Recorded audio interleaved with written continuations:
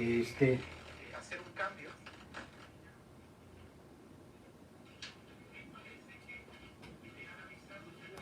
Ok, parece que ahora sí ha cambiado. Hemos llevado el sonido a ambiente general. Creo que me escuchan bien de todas maneras. Voy a probar el sonido. Así que... Ok, parece que ahora sí ha cambiado. Sí, lamentablemente tenemos un poquito de problema con el sonido directo, así que vamos a utilizar el sonido ambiental. Vuelvo a mi concepto en Daniel, entonces vemos que es Dios que muda los tiempos, Él establece los tiempos, Él ordena reyes, quita reyes, Él da sabiduría a los hombres. Aunque haya toda una agenda globalizada, aunque haya todo un pensamiento de personas que quieran encaminar las cosas o se encamine hacia aquel personaje final que las escrituras le llaman el anticristo, sabemos que es Dios quien tiene el control de todas las cosas. Y cuando tú estudias en 2 Tesalonicenses que aparece el hijo de perdición, el anticristo, él no va a aparecer. Aunque el mundo se prepare, el escenario esté listo, él no va a aparecer hasta que sea quitado aquello que lo detiene. Personalmente creo que la escatología nos enseña que antes que se manifieste toda maldad en esta tierra, los que están atemorizados porque creen que la inyección o la vacuna es la marca de la bestia, estudiemos bien Apocalipsis capítulo 3, independientemente la posición escatológica que usted tiene, la marca de la bestia no tiene nada que ver con la vacunación de ahora. La marca de la bestia es una identificación abierta y directa de personas que se identifican con la maldad, que se identifican con el ateísmo, que se identifican con el anticristo. Pero el pueblo del Señor tiene otra identificación. Somos del Señor, le pertenecemos al Señor. Hace un tiempo atrás alguien me escribía, me decía, ¿qué pasa? Me dicen que si me vacuno yo voy a recibir la marca de la bestia. Es evidente que hay mucha ignorancia en esto, en la palabra de Dios. ¿Por qué razón? Porque la identificación de la bestia es algo voluntario con un sistema que se opone al reino de Dios. Pero el creyente ya tiene la marca del Señor, somos del pueblo del Señor y le pertenecemos a Él. Bueno, no quiero adelantarme, no es una predicación, estoy preparando para cuando deje la serie dominical sobre la madurez cristiana, vamos a hablar un poquito de eventos futuros y vamos a mirar a la luz de las Escrituras que nos enseña la palabra de Dios. Tengamos entonces una palabra de oración. Bendito Padre Celestial, te agradecemos por tu amor, también por tu cuidado, porque tú eres bueno, Señor, y cuidas de nosotros. Y en esta hora, Señor, permites que podamos tener este tiempo especial de consideración, de estudio de tu palabra. Y te pido, Señor, que al abrir las Escrituras podamos ser desafiados en el consejo de ella. Te pido, Señor, que me des de tu gracia, que no tengamos complicaciones que distraigan el pensamiento de lo que es central, reconocer la persona de Cristo Jesús y adorarte, Señor, y te damos gracias porque eres bueno y nos permite, Señor, tener este tiempo. Quiero pedir por la recuperación del hermano Mauricio, por la operación de nuestra hermana Katy, que tengas cuidado, Señor, de ellos. Por Washington, pon tu mano poderosa sobre su vida, cuídale. Por nuestra situación acá en Australia, cuídanos, Señor, ayúdanos a ser sabios, prudentes. El avisado ve el peligro y se esconde. Ayúdanos a tener esa confianza, esa dependencia, que solamente tú, buen Dios, tienes el control y cuidas todas las cosas. Te pido por el ánimo de tu pueblo, tanto en nuestra iglesia como el pueblo tuyo en general, Señor, que estas circunstancias, estas situaciones no produzcan un desánimo en sus vidas. Y en esta hora, Señor, que vamos a considerar el estudio de tu palabra, te pido, Señor, que que pueda ser un tiempo de bendición en nuestras vidas, donde podamos crecer en la gracia y el conocimiento de nuestro Señor Jesucristo, por el cual oramos a través del precioso nombre de Cristo Jesús. Amén y amén. Bien, mis queridos, quiero invitarles a considerar en la palabra de Dios en el libro de Romanos. Vamos a mirar juntos ahí en el capítulo 12, libro de Romanos. Entonces vamos a mirar juntos ahí en el capítulo 12. Vamos a mirar algunos versículos. Realmente hoy vamos a considerar versículos 9 y 10. Así que te invito, por favor, acompáñame al libro de Romanos, allá en el capítulo 12. Ya hemos hecho consideración de los primeros 8 versículos. Hoy sería el séptimo tema que estamos considerando. Y el verso 9 dice lo siguiente, y vamos a ver la importancia de la exhortación del apóstol Pablo en el contexto que él nos está llevando a la vida cristiana práctica. Dice, el amor sea sin fingimiento, aborreced lo malo, seguid lo bueno, amaos los unos a los otros con amor fraternal, en cuanto a honra, prefiriéndoos los unos a los otros. Muchas veces he oído el comentario, la pregunta, que alguien dice, a esta iglesia le hace falta amor. Y yo me pregunto, cuando alguien dice, a esta iglesia le hace falta amor, ¿qué quieren decir con esto? ¿Qué entendemos? ¿Qué entiende usted? ¿Qué entiendo yo? ¿Qué entienden los hermanos que es realmente el amor? ¿Cómo debemos definir el amor en la iglesia? ¿Qué importancia tiene el amor en el pueblo del Señor? Déjame decirte algo. Para nuestro Señor Jesucristo, la característica principal que distingue a los hijos de Dios es la capacidad de amar. De hecho, nuestro Señor Jesucristo, ese fue el mandato que le dio a sus discípulos en Juan capítulo 13, verso 34. Un nuevo mandamiento os doy, que os améis los unos a los otros. Y la dimensión, como yo os he amado. El amar, el expresar nuestro amor, el amar a Dios, amar al prójimo, no es un mandamiento nuevo. Recorre las páginas de la revelación bíblica desde el principio, cuando Dios nos dio sus mandamientos. 4 de ellos tienen que ver con amar a Dios y los otros 6 restantes tienen que ver con amar al prójimo. Pero en la vida cristiana, en las enseñanzas de Cristo, en los seguidores de Cristo, cobra mucha importancia, ya que es Jesús quien dice, en esto sabrán todos que son mis discípulos. Juan capítulo 13, verso 35, si tuvierais amor los unos por los otros. De igual forma, el apóstol Juan en su primera epístola, en el capítulo 3, en el verso 14, Juan dice lo siguiente, nosotros sabemos que hemos pasado de muerte a vida. Mira lo que dice Juan. La evidencia de que, o la seguridad que yo puedo ver en mi vida, que soy un hijo de Dios, primero de Juan capítulo 3, verso 14, nosotros sabemos que hemos pasado de muerte a vida en que amamos a los hermanos. El que no ama a su hermano permanece en muerte. Pablo en su carta a los romanos nos ha mostrado cómo Dios nos ha amado desde el capítulo 1 hasta el capítulo 11 en el libro de Romanos. Pablo nos ha mostrado el amor de Dios y ahora nos dice, ya que tú comprendes el amor de Dios, ya que tú entiendes las misericordias de Dios en tu vida, debes vivir para Él. No solamente vivimos para Él en nuestra mente haciendo su voluntad, sino que debemos obrar y hemos estudiado los dones.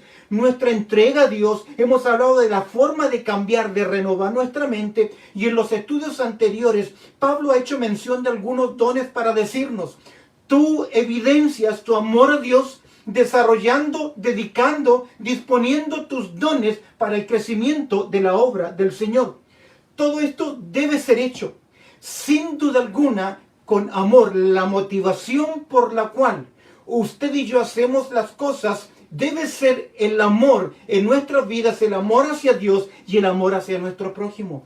Es interesante, estudiando este tema, leía en Filipenses capítulo 1, verso 9, que Pablo señala que el amor es una de las características de creyentes y de iglesias maduras. De hecho, en Filipenses capítulo 1, verso 9, Pablo pide así, y esto pido en oración, que vuestro amor abunde aún más y más en ciencia y en todo conocimiento. El amor.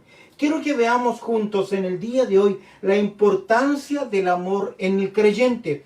Hecha esta introducción, vamos a considerar versos 9 y 10 y vamos a ver la importancia del amor entre los creyentes. Al observar Romanos capítulo 12, verso 9, encontramos un mandato de Dios a su pueblo y vemos 3 aspectos de este mandato. Observa conmigo el verso 9 y lo desarrollamos. Pablo dice lo siguiente en Romanos capítulo 12 y verso 9.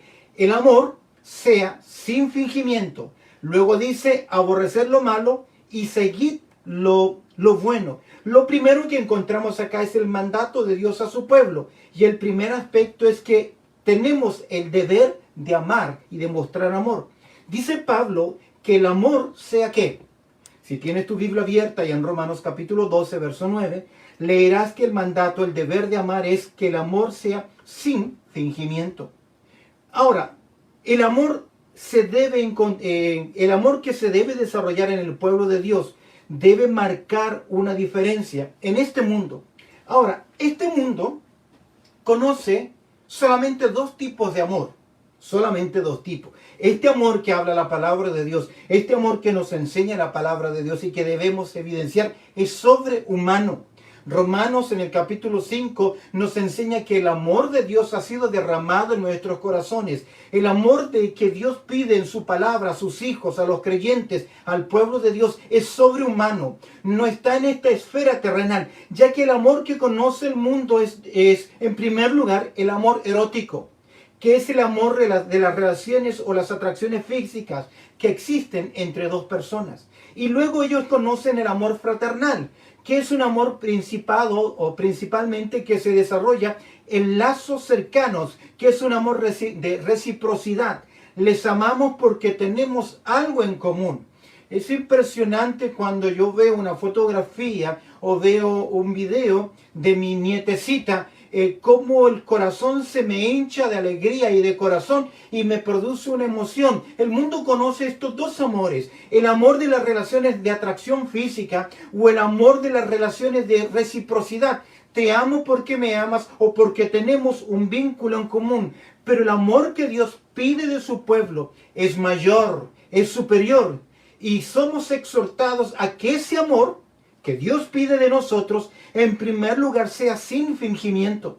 Y lo primero que entiendo de esta declaración es que podemos aparentar amor.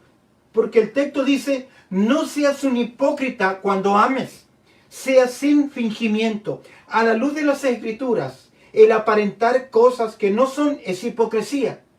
Alguien dijo que la hipocresía es la forma más indigna de mentir. De hecho, el pecado de la hipocresía fue condenado duramente por nuestro Señor Jesucristo. En Mateo capítulo 23, 7 veces Jesús le dice a los líderes religiosos, hipócritas, hipócritas, hipócritas. Y la palabra tiene que ver con una careta, aparentar algo que no se es. Así que dice la exhortación, el amor sea sin fingimiento. Pedro nos exhorta en Primera de Pedro, en el capítulo 1, verso 22, así: amaos unos a otros entrañablemente, y agrega algo, de corazón puro. ¿Por qué? Porque usted y yo, en nuestro círculo cristiano, en nuestro círculo de relaciones, podemos aparentar el amor. Hace años atrás veía a un creyente hablando tan mal de otro creyente, y cuando este creyente apareció y el creyente que decía que él o hablaba muy mal lo vio, le miró y le dijo: hermano querido, qué gusto verte, y le abrazó y le besó, y todos nosotros casi nos vamos de espalda por la hipocresía que hay. Tal vez ese es un caso extremo, pero el llamado de las Escrituras, el mandato es que debemos amar, y el amor debe ser sin fingimiento. Ahora, el amor genuino nos llama a acciones. Es por eso que Pablo, aplicando el mandato de amar, sigue diciendo lo siguiente en Romanos capítulo 12, verso 9. No simplemente debemos el deber del amor, sino que también tenemos el deber de aborrecer. Dice el texto, aborreced lo malo. El término aborrecer significa repudiar, odiar con fuerza, detestar profundamente. Es un término muy intenso. El amor verdadero no está por sobre la verdad, ya que el amor, dice la Escritura, que el amor no se goza de la injusticia. El aborrecimiento de lo que es malo es la consecuencia del amor a Dios. ¿Lo tiene? El aborrecer aquello que es malo. El mandato dice lo siguiente: aborreced lo malo. El aborrecer lo malo es la consecuencia directa de mi relación y de mi amor por Dios. Salmos, y quiero que anotes el capítulo 97, verso 10, Salmo 97:10 dice lo siguiente: los que amáis a Jehová, aborreced del mal. ¿Lo tiene? Los que aman a Jehová, los que aman a Dios, por naturaleza, por el cambio que se ha producido en sus vidas, deben rechazar lo que es mal o el malo. La palabra malo, que aparece acá en Romanos capítulo 12, verso 9, esta palabrita describe algo que es muy malo, que produce daño, que es de naturaleza maligna. Recuerda que 1 de Juan capítulo 5, verso 19 dice que el mundo entero está bajo ¿quién? El maligno. En Efesios, Pablo nos exhorta en el capítulo 5, verso 11, Pablo nos exhorta así: y no participéis en las obras infructuosas de las tinieblas, sino más bien reprendedla. ¿Por qué el creyente no debe participar de aquellas cosas que son malas? Porque ha recibido el amor de Dios, porque el que ama o que dice que ama a Dios debe aborrecer, debe rechazar aquello que es malo. El cristiano ha de separarse de cualquier forma de mal. Primera Tesalonicenses, capítulo 5, verso 22, dice lo siguiente: absteneos de toda especie de mal. Rechazar el mal. El cristiano ha de aborrecer todo aspecto del mal, repudiando abierta y decididamente. Sobre todo ha de buscar el no ser piedra de tropiezo contra otra persona, porque eso no agrada a Dios, eso es malo. El mandato de Dios a su pueblo: debemos amar, y ese amor debe ser sin apariencias, sin hipocresía, sin fingimiento. Y eso me lleva a que yo debo tomar una decisión de rechazar aquello que es malo, aquello que me produce a mí daño y que produce también al pueblo del Señor daño. Quiero leer en 2 Corintios, en el capítulo 6, verso 3, la palabra de Dios dice lo siguiente. 2 Corintios, capítulo 6, verso 3. No damos a nadie ninguna ocasión de tropiezo, para que nuestro ministerio no sea vituperiado. Qué interesante. El deber entonces de amar, el deber de aborrecer lo malo, y en tercer lugar, mirando aún el verso 9 de Romanos capítulo 12, el deber de adherirnos a aquello que es correcto. Dice el texto, leyendo nuevamente el libro del capítulo 12 de Romanos, el verso 9, el amor sea sin fingimiento, aborreced lo malo, segundo mandato, y en tercer lugar, seguid lo que es bueno, seguid lo bueno. El término seguir, la ética cristiana, siempre es positiva. No es suficiente aborrecer lo que es malo. Es necesario hacer lo que es bueno. Santidad no significa que yo no hago cosas que son pecaminosas o malas, sino que santidad también incluye que hago lo que es correcto, lo que agrada a Dios.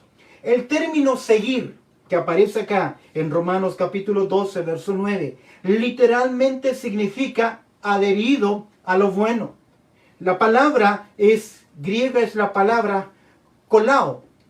Tal vez no le suena mucho, pero si yo le digo que hay un pegamento para unir madera y otras cosas que se llama cola o encolar, el término entonces tiene que ver con pegarse, adherirse a lo que es bueno. Esto es unirse de la forma más firme. Debemos hacer lo que es correcto delante de Dios. No simplemente rechazar lo que es malo, sino que debemos adherirnos, seguir lo que es bueno. El término bueno, ¿quién lo determina? El término tiene que ver con pegarse a lo que es bueno. Esto es unirse de forma firme a lo que es correcto. Ahora, ¿quién determina lo que es bueno? ¿Quién determina lo que es malo? Sin duda alguna, Dios establece los parámetros de la moralidad. Ahora, lo correcto, lo que es bueno, el hacer lo que es correcto, primero comienza en la mente y luego en la conducta. Es por eso que en Romanos Pablo nos dice: renueva tu mente. Proverbio nos enseña: tal es el pensamiento en el corazón del hombre, tal es él. Debemos aprender entonces a adherirnos mentalmente a lo que es correcto. Por lo general, hay muchos de nosotros que tendemos primero a pensar lo malo y lo negativo. Cuando hablamos, partimos de lo negativo, partimos de lo pesimista, partimos del fracaso. Observa Filipenses capítulo 4, verso 8. porque conforme usted va pensando, va a comenzar a actuar. Por lo demás, hermanos, Filipenses capítulo 4, verso 8. Por lo demás, hermanos, todo lo que es verdadero, todo lo honesto, todo lo justo, todo lo puro, todo lo amable, todo lo que es de buen nombre, si hay virtud alguna, si hay algo digno de alabanza, en esto pensad. Pensar correctamente, la mente llena de virtudes produce una conducta buena. La gran necesidad es tener el pensamiento limpio y de inmundicia. Ahora, podemos entender la exhortación de Pablo en Efesios capítulo 4, verso 25, cuando entendemos esta forma de pensar y actuar. En Efesios capítulo 4, verso 25 leemos, por lo cual, desechando la mentira, hablad verdad, cada uno con su prójimo, porque somos miembros los unos de los otros. No es simplemente el deber de aborrecer lo que es malo, sino que también adherirnos, apegarnos a aquello que es bueno. Y Pablo nos exhorta, por lo cual, desechando la mentira, hablad verdad cada uno con su prójimo, porque somos miembros los unos de los otros. Entendemos que el verdadero amor incluye el rechazar lo que es dañino y mantener las cosas que son verdaderas. El mismo consejo de Pedro a los creyentes lo dio en su carta en el capítulo 3, verso 11, donde Pedro, en primera de Pedro, capítulo 3, verso 11, dice, apártese del mal y hagan el bien, busquen la paz y síganla. Si yo me llamo hijo de Dios y soy un creyente, tengo este mandato directo, debo amar sin hipocresía. Amar es buscar el bien de la otra persona. Amar es el sacrificio por los demás. Incluye muchos aspectos el amor en forma práctica. Si amamos a Dios, debemos aborrecer lo que es malo. Y al aborrecer lo que es malo, yo debo seguir, debo encolarme, debo pegarme, debo estar adherido a aquello que es correcto. Hemos visto el mandato de Dios a su pueblo. Verso 9. Quiero que observes en verso 10, y vamos a estudiar solamente este versículo, la manifestación práctica de estos mandatos, de amar, de aborrecer lo malo, de seguir lo bueno. Pablo nos va a presentar ahora algunos aspectos importantes. Al presentar estos mandatos prácticos, Pablo nos ha presentado el mandato ahora, nos lleva a la forma práctica, el cómo debemos manifestar ese amor. Ese amor, Pablo presenta 9 esferas específicas en las cuales el amor debe manifestarse. Vamos a considerar solamente un par de ellas, solamente 2 que están mencionadas en verso 10. ¿Cómo llevar a la práctica el mandato de amar, de rechazar y adherirnos a lo que es bueno? Vuelve el apóstol Pablo al deber de amarnos como familia de Dios, ya que ahora Pablo en el capítulo 12, verso 10 dice, amaos los unos a los otros, ¿cómo?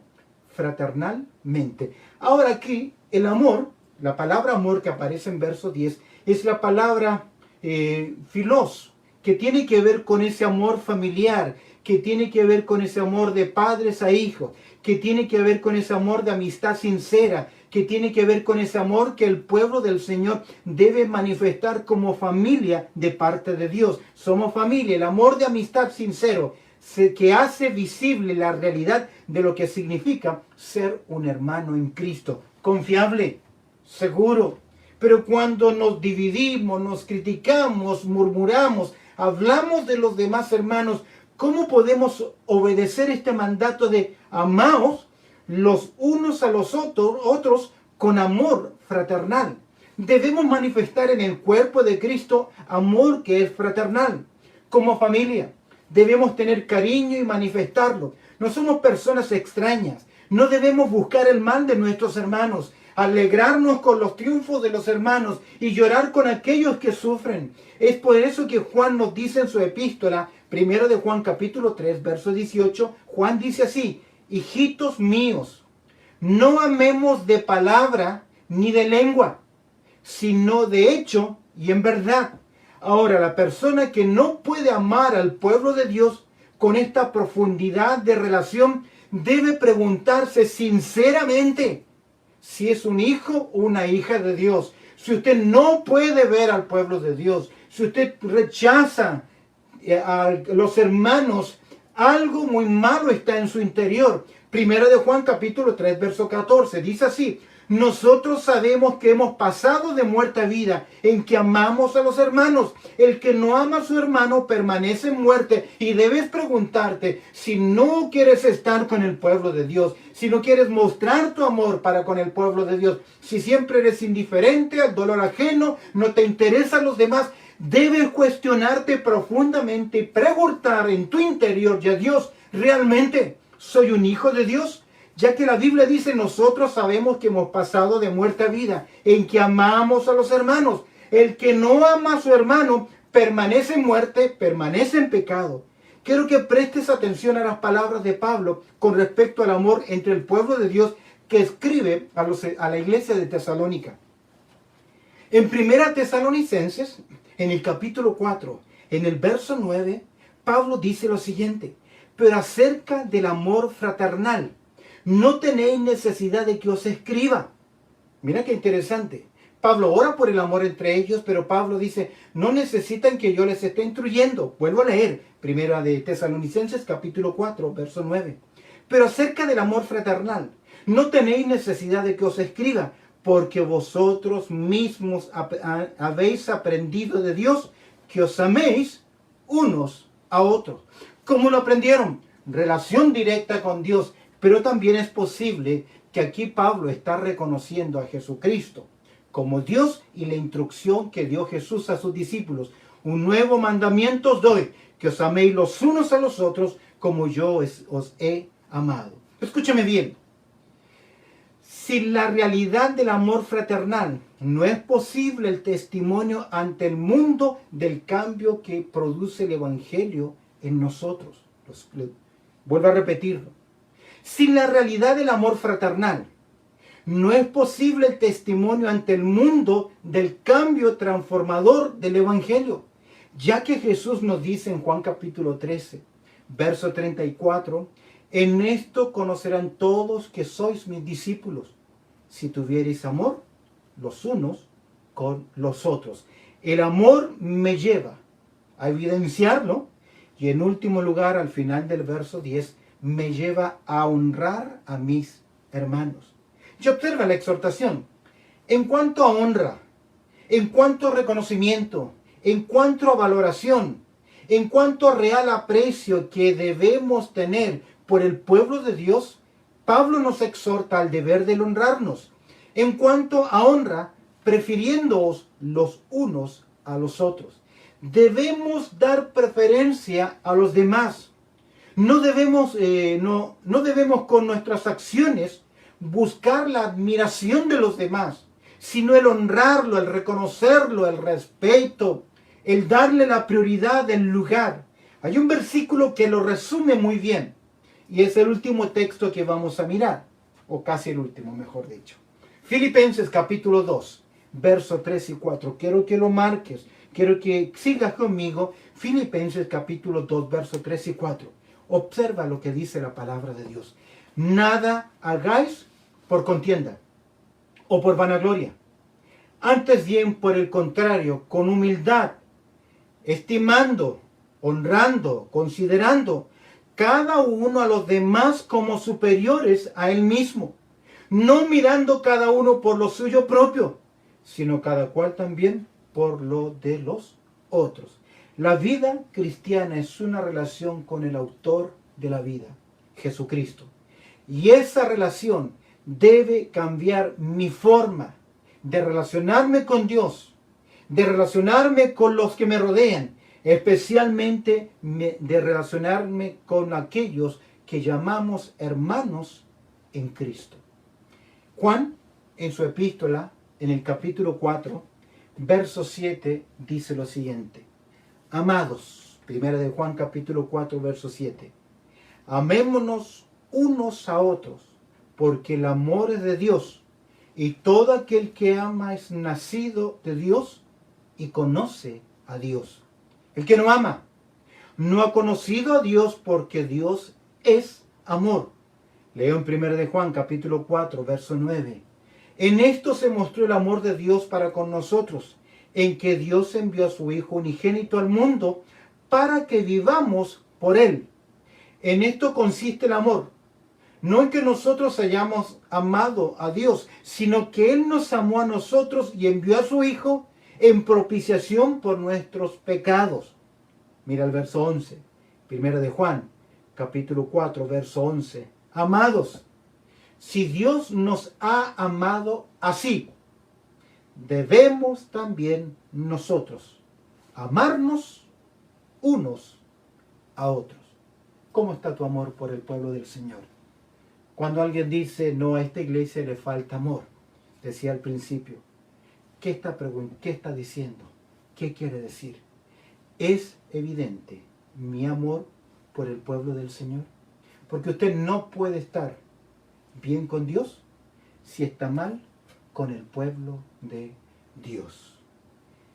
Bendito Padre Celestial, te damos gracias, Señor, por tu amor, también por tu cuidado, por esta consideración, Señor, de tu palabra. Te pido que tú añadas la aplicación práctica en nuestras vidas. Nos encomendamos en tus manos, agradecidos, y te pido, Señor, que la exhortación de hoy pueda ser un ánimo para tu pueblo. Agradecidos oramos y cerramos este tiempo a través del precioso nombre de Cristo Jesús. Amén y amén.